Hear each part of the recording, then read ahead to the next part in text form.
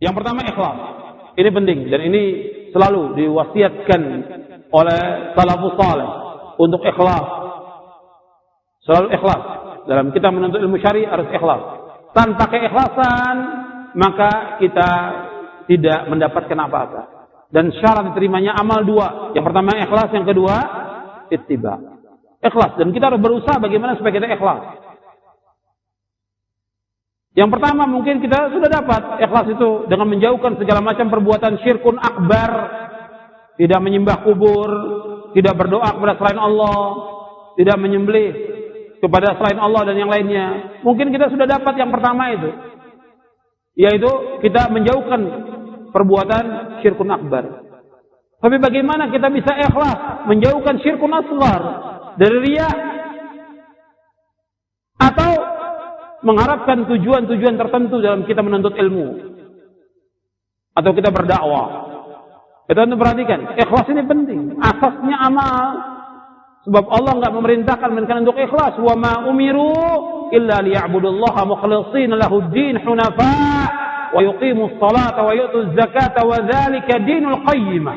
Dan tidaklah mereka diperintah melainkan untuk mengikhlaskan ibadah semata karena Allah dengan lurus, mendirikan salat, mengumpulkan zakat, dan itulah agama yang lurus.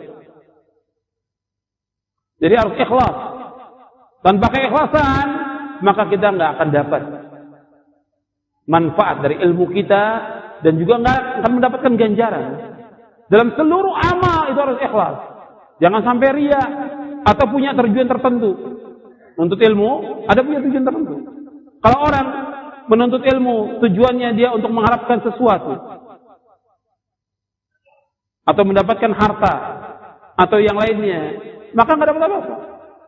Nabi bersabda, "Man ta'allama 'ilman mimma yubtagha bihi wajhullah la yata'allamuhu illa liyusiba bi 'aradan min ad-dunya lam yajid arfal jannati yaumal qiyamah." Hadisnya ada di sini. Untuk melihat hadisnya di halaman 13.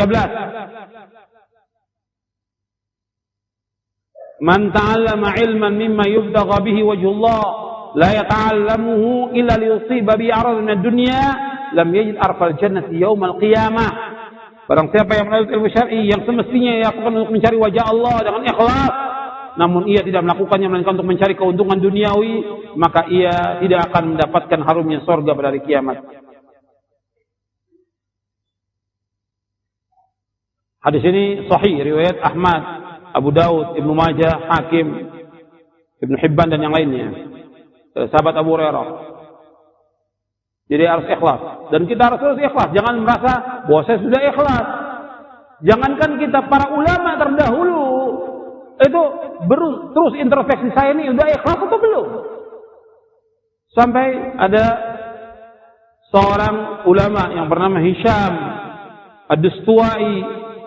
Dia mengatakan, demi Allah, aku tidak akan sanggup mengatakan bahwa aku pergi pada satu hari untuk mencari satu hadis semata-mata mengharapkan wajah Allah.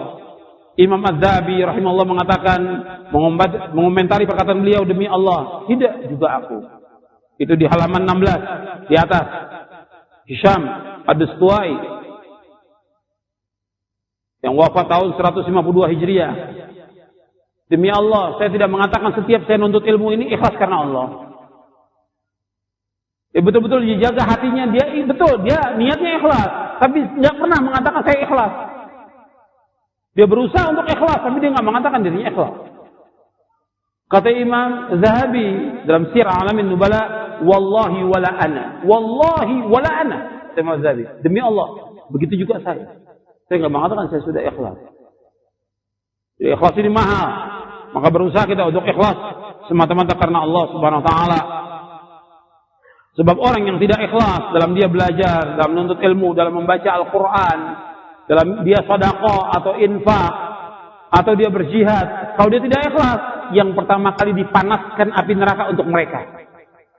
Awwalu ma tusa'aru bihimun nar yaumal qiyamah. Yang pertama kali neraka dipanaskan untuk 3 orang. Yang pertama orang yang belajar menuntut ilmu syar'i, dan orang yang membaca Al-Quran. Ditanya pada hari kiamat, engkau belajar membaca Al-Quran untuk apa? Karena engkau ya Allah, bohong kata Allah. Engkau belajar bukan karena aku. Engkau membaca Al-Quran bukan karena aku, supaya dikatakan qari. Maka sudah dikatakan demikian, dan dia tidak bisa membantah, diseret, dimasukkan ke dalam neraka. Yang kedua, yaitu orang-orang yang berjihad di jalan Allah, perang melawan orang-orang kafir, jihad, bukan dengan nama jihad yang ada sekarang ini, ya, yang diplesetkan kepada nama-nama yang lain, perbuatan yang lain dikatakan jihad, demo dikatakan jihad, kampanye dikatakan jihad, ini dikatakan jihad. Itu bukan jihad. Jihad yang benar yaitu berperang lillah karena Allah melawan orang kafir di medan perang. Itu jihad, jihad yang syar'i. Ini dia berjihad melawan orang-orang kafir. Dari kiamat ditanya, engkau berperang karena apa? Karena engkau ya Allah. Bohong, ya Allah.